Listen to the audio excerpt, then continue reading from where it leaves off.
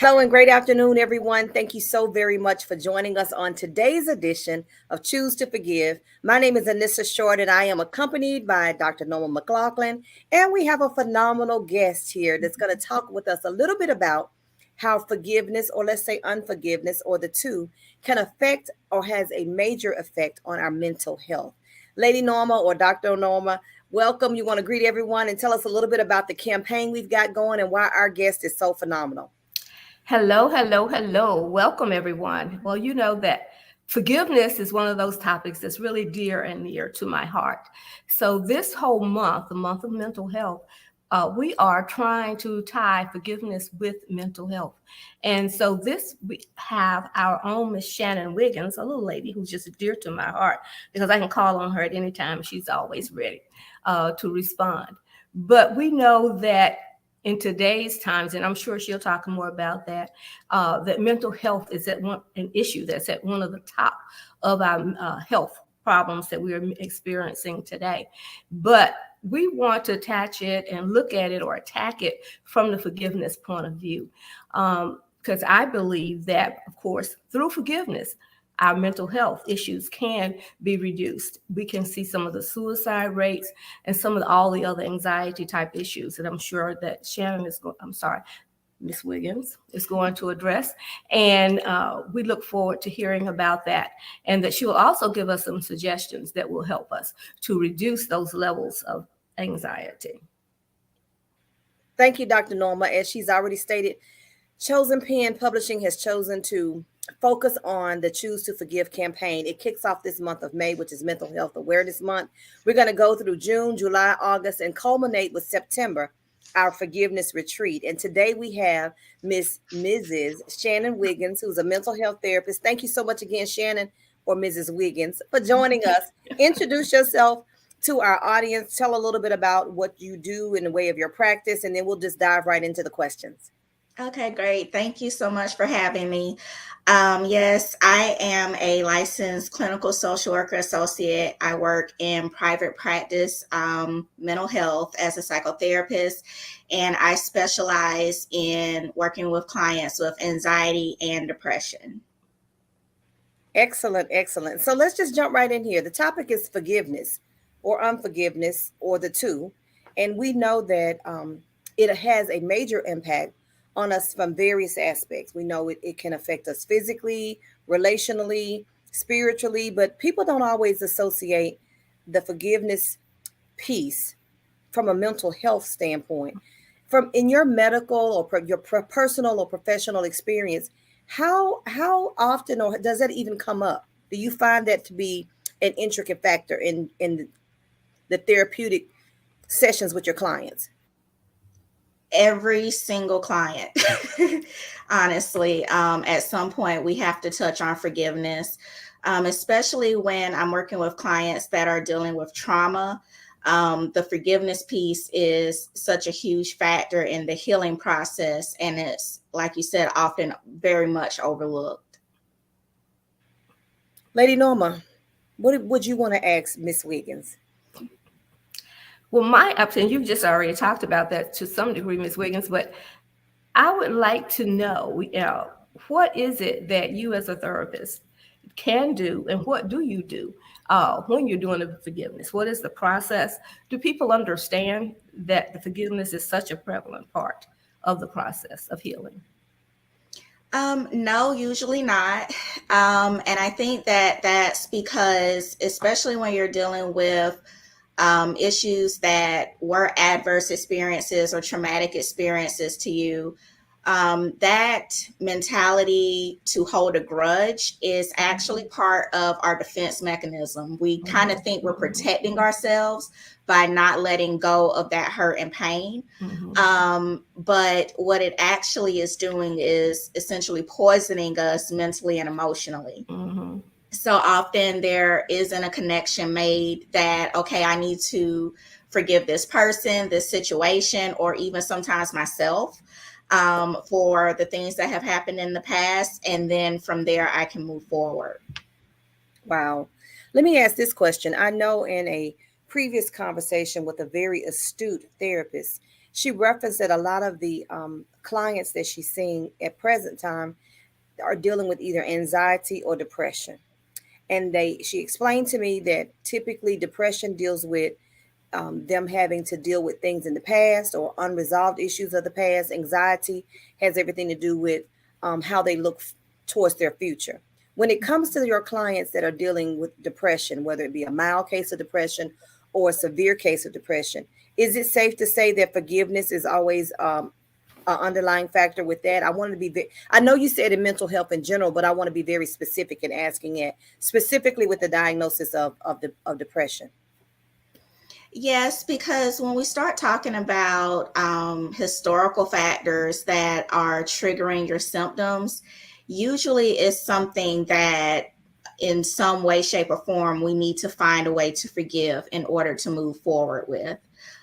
So, like I said, I specialize in anxiety and depression, and forgiveness is usually a very integral factor in the forefront of all the work that we have to do.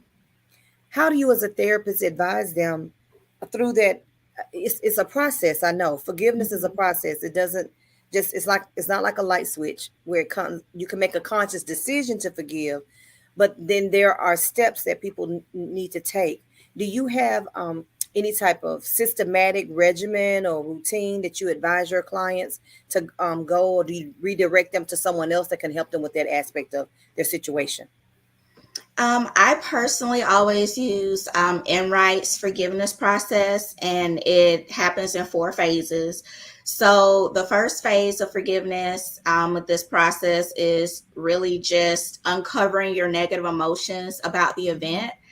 And I think that that is actually what kind of trips people up, because we don't really want to admit that this event hurt us. We don't want to have to actually feel those feelings. And so I think that's often why we miss the forgiveness piece to begin with, because we don't want to acknowledge those emotions. The next step is just to decide to forgive. It really is just a choice. And that's actually its own phase. You just have to decide to forgive. The third step is actually to work toward understanding your offender. And that's where it gets a little bit tricky working with clients, because it's very difficult to try to find understanding for the person that hurt you. But that is the third phase, and it's a very important piece of the puzzle, because the final phase is to actually discover empathy for that person. And I don't know that we can find empathy if we don't understand where they were coming from. So that's kind of the process. With the empathy piece, I think that that is the biggest part of the forgiveness process, because once we're able to find empathy for the person that has offended us, we stop seeing them as, this terrible person that did this horrible thing, and we can start seeing them as a wounded human being. And in that, we separate the person from the behavior. And that's really where the forgiveness lies. That's good. That's really good. Are those steps also taken if it is a situation where I may need to forgive myself? Yes, absolutely. The process is the same, whether it's institutional issues that you've experienced on a systematic basis, or whether it's something that you're trying to forgive yourself for. Working to understand why you made the choices you made and finding empathy for yourself allows you to move forward and forgive. That's good. That's good. I have one more question, and then I'll yield to you, Dr. Norma. When it comes to forgiveness, a lot of times we think that when we make a choice to forgive the person, especially in a situation where there may have been a traumatic incident to happen, or that person may be an abuser, or just not a healthy person to have in our life, to forgive them does not mean they should have immediate access back into our world. I can forgive the offender, I can forgive the offense, but I don't have to afford them free reign back into my world. Is that something you communicate with your clients? And if so, do they really fully grasp the difference between the two? Yes, absolutely. That's something that I discuss with clients often, especially when a client was maybe raised in a manner that forgiveness has been conflated with kind of just letting that person be and just accepting their behavior. So I often have to help clients understand that forgiveness has nothing to do with judgment. So just because I forgive this person for whatever it is they've done to offend me, that does not mean I condone the behavior, because I'm forgiving the person, not the behavior. And with that, that means in order to protect yourself, sometimes you don't need to allow that person access to you anymore. That's good. That's good. Dr. Norma, anything from you? Yes, I just wanted to say that that's probably the most difficult part of being a coach or talking with people or ladies, especially that have been abused, that you can forgive, but you don't have to allow them in your space anymore. So thanks for that. But the other thing I would like to talk about at this point is leading up to suicide, but children and youth as well, because we know that with COVID-19 that we've seen a very, very prevalent increase in issues with children, with teenagers, as well as with adults. Can you talk a little bit about the leading up to suicide? Is there anything that we can do to help identify that ourselves? What we can do to help our youth with that? Mm-hmm. Yes, and I believe that a recent statistic I read states that suicide has actually become, I think, the second leading cause of death for children ages 8 to 18, I believe. But I think that the biggest part of preventing suicide is actually getting that information out. Teaching our children what forgiveness is about, teaching our children what self-care is about, and then also modeling the appropriate behavior. Often when kids have really big emotions, we as adults tend to shut that down. We say, no, you're not going to throw a temper tantrum with me. You need to calm down. You need to go be quiet. We don't really give kids the opportunity to express their emotions. And often that is kind of an underlying factor, is that we don't know how to access our emotions properly. And so when we start to feel these overwhelming emotions, it's just that it's overwhelming. And unfortunately, suicide sometimes seems like a really quick or easier way to get rid of those emotions than to have to actually feel our feelings. We often aren't taught to feel our feelings. That's good. Okay, because I know that's one of the things about forgiveness as well, because we as adults don't model forgiveness. We don't allow our children, our students, or whatever to see us actually going through the forgiveness process with others. They get to see the anger and all the other attributes that go along with unforgiveness. Unfortunately, they do not see. So I think you're quite correct in that we need to start doing that. And do you have any suggestions as a community? What can we do to help at this point? I think that just, again, modeling the appropriate behavior. What I see a lot, I work with primarily adults right now, but most of what we're working on is stuff that happened in childhood. And it's often interesting making the connections of, oh, well, this was what was modeled for you. You saw anger, and now this is how you respond to those emotions as an adult. So if we as a community can find ways to actually model the appropriate behavior, allowing our kids to experience their emotions and working with them to tap into those emotions. I know that we often overall see emotions or being emotional as a negative or a weakness. And I think that there was a point in time where that was how we survived, but we're not there anymore. We don't have to stay there. And being able to fully experience and acknowledge your emotions and acknowledge when someone has hurt you, and kind of modeling that as strength versus keeping things bottled up, is probably one of the best ways to kind of turn the tides in that Okay. sense. I agree. I agree. Okay. Well, Miss Wiggins, as we close out, well, first let me just say this. I appreciate you giving us the nuggets that you've given us because you've given us a lot to think about. I just want to share with you the one thing that I definitely got that in all that you've said is when you made reference to the 4-step process of forgiveness. I really believe that if more of us understood what that process looks like, maybe even followed that process or went through the process ourselves, especially those of us who are in positions of influence as adults. If we are parents with children, if we understand the process and we know what it takes to get through the process, then we can communicate that with our children. We can model. It's one thing to model it, but it's another thing for the children to understand. Truly, this is what happens. And I know sometimes in our communities, we as adults can be offended, and the children will see the emotion behind it, but they truly don't understand the gist of what's happening and how me as mom or me as dad have to, or grandparent or uncle or guardian have to, go through the necessary progressive steps to get past it and then explain to our children, yes, this is what's happened. You may not know the full scope of things, but this is what's happened. I've chosen to forgive them. That's what I do. I choose to forgive. But in saying that, I also have made a conscious decision to say that this won't happen again. I'm going to do everything in my power to prevent this from happening again because they no longer have access to us. So children then can understand that this was my friend. They offended me. They hurt my feelings. I have forgiven them. But because they're not healthy friends, I can also choose to keep them from being in my space again. So thank you for the steps, but thank you for also the advice on the necessity of modeling what that looks like. Lady Norma, I yield to you.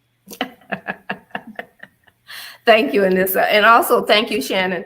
As I said, this is a topic that's near and dear to my heart. And hopefully we've been doing this for 3 months. We'll be in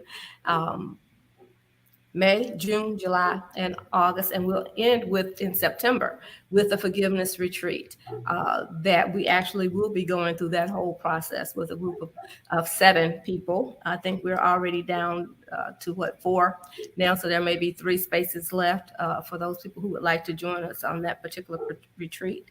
But also, I would like to also mention that for those of us who have gone through forgiveness, we will have a celebration of forgiveness, a celebration of freedom for forgiveness, July 29th, here on the New Life campus.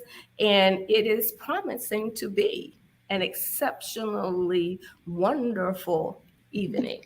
It will be a gala. And I'm very, very excited about that and the fact that we are celebrating forgiveness. We will be doing a documentary. Shannon will know about that, and you will hopefully, well, I know you'll be a part of that. So we will have people who have experienced the forgiveness piece themselves on there who are giving their testimonies, and that will be shown at the gala. And so we're really, really excited about that.